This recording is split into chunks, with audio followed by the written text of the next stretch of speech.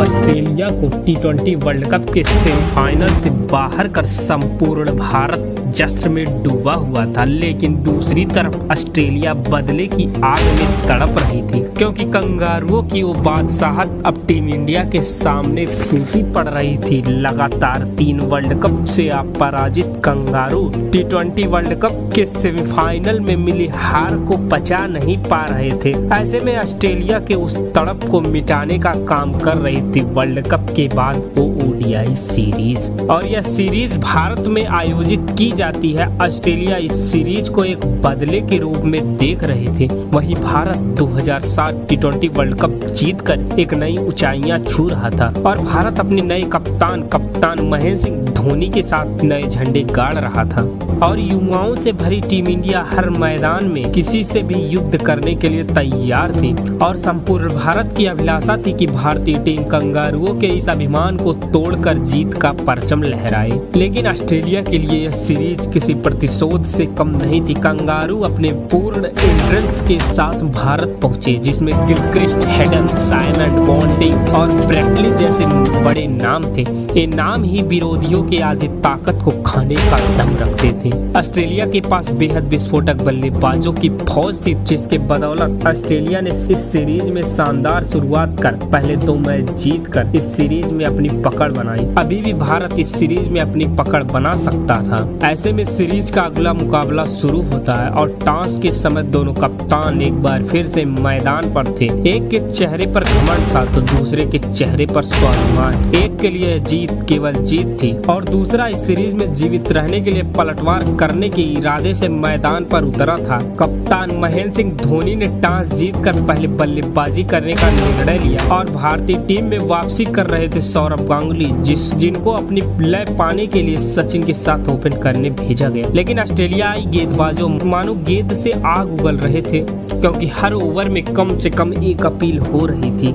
ऐसे में भारत संभल कर खेलने के लिए मजबूर था, जिस कारण भारत का रन रेट बहुत धीमे चल रहा था। पहले 5 ओवर में महज 13 रन ही बनते हैं। कंगारुओं का डोमिनेंस चरम पर था। भारत एक विकट परिस्थितियों में फंसता जा रहा था। ऐसे में सौरव गांगुली ने मोर्चा संभाला और कुछ बाउंड्री मारकर भारत से प्रेशर कम करने का प्रयास किया, लेकिन 20वें ओवर में वह भी कॉट बिहाइंड हो गए। वह 41 रन बना भारत का साथ छोड़ चुके थे। अब भारतीय बल्लेबाजी क्रमानुसार 1 डाउन आना तो राहुल द्रविड़ को था, लेकिन भारत का रन रेट इतना स्लो था जिस कारण युवराज सिंह को प्रमोट किया गया। युवराज उस समय हर न्यूज हर खबर में सनसनी छाए रहते थे।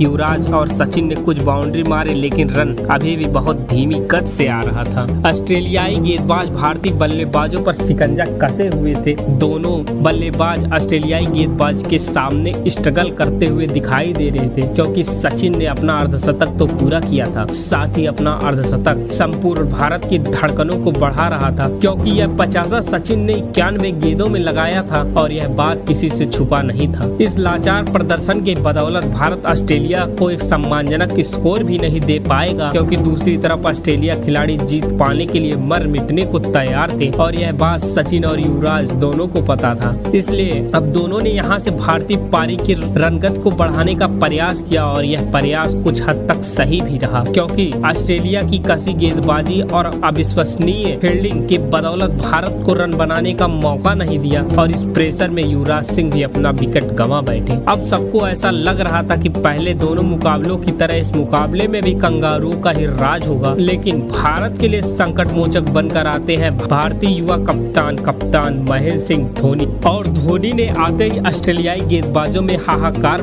मचा दिया, क्योंकि धोनी नाम का यह तूफान तबाही बनकर ऑस्ट्रेलियाई गेंदबाजों पर टूट पड़ा और अपना कॉन्फिडेंस खो चुकी भारतीय टीम एकदम से उजागिर हो गई। और शुरुआत में अपनी लय तलाश रहे सचिन भी अपनी लय में वापस आ चुके थे, लेकिन धोनी का यह मास्टर स्ट्रोक पलटवार देखकर कंगारू भी सदमे में आ गए और अब आत्मविश्वास से सराबोर माही का बेखौफ खेल ऑस्ट्रेलियाई गेंदबाजों को उनकी लाइन और लेंथ से भटका रहा था। भारत का स्कोर भी 200 के पार पहुंच चुका था। धोनी के बहुमूल्य रन मानो रेगिस्तान में बारिश के समान थे और जब लगा कि भारत धीरे धीरे अपनी पकड़ इस मैच से में बना रहा है, तभी सचिन दुर्भाग्यवश रन आउट हो गए और धोनी का सहयोगी बनने मैदान पर आते हैं राहुल द्रविड़, जिन्होंने आते ही 2 चौके लगाए। ऑस्ट्रेलिया की गेंदबाजों ने उन्हें भी आउट कर इस मैच में अपनी पकड़ मजबूत कर ली। उसके बाद धोनी उथप्पा का यह प्रहार संपूर्ण ऑस्ट्रेलियाई खेमे की धड़कने को बढ़ा रहा था और धोनी इस मैच में भारत को संभालने ही नहीं बल्कि विजय की राह ढूंढने मैदान पर आए थे, क्योंकि धोनी नाम का यह तूफान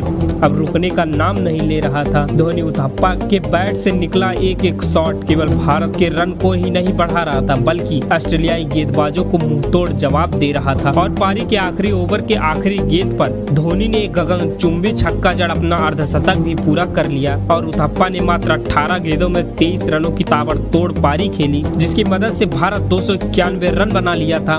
हालांकि ऑस्ट्रेलिया के लिए कोई भी लक्ष्य पाना असंभव तो नहीं था, लेकिन भारत धीमी शुरुआत के बाद भी यह एक अच्छा टोटल था और यह एक बात तो तय थी और दोनों के बीच एक अच्छी टक्कर होने वाली थी, जिसका गवाह संपूर्ण विश्व होने वाला था। ऑस्ट्रेलिया के हौसले बुलंद थे और ऑस्ट्रेलिया ओपनिंग जोड़ी एडम गिलक्रिस्ट और मैथ्यू हेडन प्रारंभ से ही भारतीय गेंदबाजों पर बैकफुट पर ढकेलना चाहते थे और जहां भारत की शुरुआत बहुत धीमी थी तो ठीक इसके विपरीत ऑस्ट्रेलिया की शुरुआत बहुत आक्रामक थी। परंतु 6वें ओवर में आरपी सिंह ने एडम गिलक्रिस्ट को जहीर के हाथों कैच करा। रनगत में विराम लगाने का भरपूर प्रयास किया, परंतु हेडन के सामने भारत का हर दाव बेकार जा रहा था। जहां पोंटिंग ऑस्ट्रेलिया की पारी को संभाल रहे थे, वहीं हेडन भारत पर विस्फोट कर रहे थे और दोनों का यह बेखौफ रवैया भारतीय गेंदबाजों के कॉन्फिडेंस को डाउन कर रहा था। ऑस्ट्रेलियाई बल्लेबाज कॉन्फिडेंस में लबालब भरे थे, जो उनके बल्लेबाजी में साफ नजर आ रहा था, मानो दोनों ही ड्रेसिंग रूम से सेट होकर आए थे। सभी गेंदबाज विकेट लेने में नाकाम हो रहे थे। तो 19वें ओवर में धोनी के फुर्तीले हाथ का कमाल देखे और धोनी पोंटिंग को कुछ सेकंड में ही स्टंप आउट कर वापस पवेलियन भेज दिया और उसके 2 ओवर बाद भज्जी के एक शानदार कॉटन बोल्ड ने नए बल्लेबाज क्लार्क को भी वापस पवेलियन भेज दिया। लेकिन भारत के लिए सरदर्द मैदान से वापस जा रहा था, तो दूसरी तरफ एक बड़ी सरदर्द मैदान पर वापस आ रहा था, जिसका नाम था एंड्रयू साइमंड। एंड्रयू साइमंड को भारत के खिलाफ खेलना अच्छा लगता था और आते ही बड़े शॉट लगा इस बात का प्रमाण दे दिया। अब भारत के लिए एक तरफ कुआं तो दूसरी तरफ खाई वाला सिचुएशन थी, क्योंकि अब मैथ्यू हेडन भी अपना अर्धशतक पूरा कर चुके थे। दोनों अब टॉप गियर में बल्लेबाजी कर रहे थे और भारतीय गेंदबाजों की हालत बद से बदतर होती चली जा रही थी। हेडन तो मानो आज अपना पैर अंगद की तरह मैदान पर जम चुके थे और हेडन की यह पारी ऑस्ट्रेलिया के लिए एक संजीवनी का काम कर रही थी। हेडन अपने शतक की ओर बढ़ रहे थे, तभी मुरली कार्तिक ने हेडन को जहीर के हाथों बाउंड्री पर कैच आउट करा दिया और हेडन के आउट होते ही भारत को एक राहत की सांस मिली। साइमन के रहते वह सांस लेने का मौका नहीं मिल पा रहा था, क्योंकि साइमन बड़ी आसानी से बाउंड्री मार रहे थे और भारत को इस मुकाबले से दूर ले जा रहे थे। वह धीरे धीरे भारतीय गेंदबाजों के लिए एक अग्नि परीक्षा बन चुके थे, क्योंकि अब कंगारू का यह मुकाबला जीतने के लिए महज 40 गेंदों में 47 रनों की जरूरत थी। भारत लगभग इस मुकाबले को गंवा चुका था, लेकिन अब हमें देखने को मिलता माही का मास्टर स्ट्रोक, जब पहले हरभजन सिंह के एक वाइड गेंद पर धोनी की एक जबरदस्त स्टंपिंग पर ब्रेट हाउस को पवेलियन का रास्ता दिखाया और आरपी सिंह ने इस मुकाबले का सबसे बड़ा विकेट दिलवाया और यह विकेट किसी और का नहीं बल्कि एंड्रयू साइमंड का था। इसके बाद सभी भारतीय समर्थक खुशी से झूम उठे, क्योंकि साइमंड का यह विकेट महज एक विकेट नहीं था, मानो भारत के लिए यह मैच जीत लिया हो। और उसके बाद भारतीय फैंस की उत्तेजना कम होने का नाम ही नहीं ले रही थी, क्योंकि उसके बाद आरपी सिंह के इस ओवर में भारत की इस मैच में पूरी तरह वापसी करवाई। इसके बाद जेम्स हॉक ने कुछ रनों की बदौलत यह मैच आखिरी ओवर में चला गया, जहां कंगारू को जीतने के लिए 16 रनों की जरूरत थी और यह मुकाबला किसी विश्व युद्ध से कम नहीं था। हालांकि मैच का कंट्रोल भारत के पास था, फिर भी यह ऑस्ट्रेलिया था।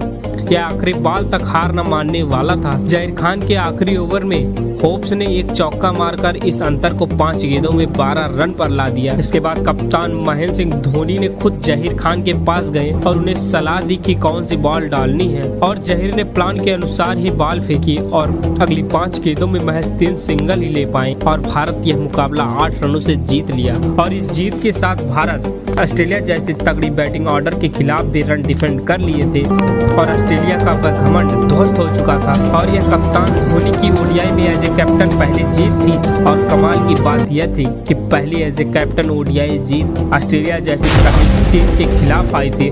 और उससे भी बड़ी कमाल की बात यह थी कि अपनी पहली कप्तानी में कप्तान धोनी अर्धशतकीय पारी और 2 लाजवाब स्टंपिंग के बदौलत उन्हें मैन ऑफ द मैच का अवार्ड दिया गया। और यही थी कहानी धोनी के एज ए कैप्टन पहली जीत की। और उसके बाद धोनी ने मानो जीत की आदत सी लगा दी थी। उम्मीद करते हैं आपको यह मैच स्टोरी मैच डॉक्यूमेंट्री पसंद आ रही हो तो सब्सक्राइब करके रखें हमारे official YouTube channel cricket documentary को।